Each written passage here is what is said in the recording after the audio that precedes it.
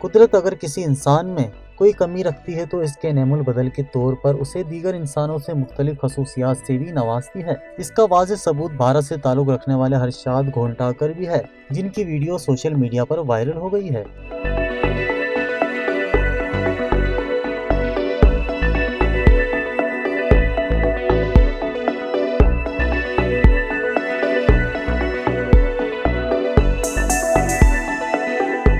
Twitter पर यह video भारतीय क्रिकेट के साबिक कप्तान सचिन तेंदुलकर की जानिब से शेयर की गई, जिसमें दोनों हाथों से महरूम एक शख्स को दीगर अफराद के दरमियान पैरों से कैरम खेलते देखा जा सकता है।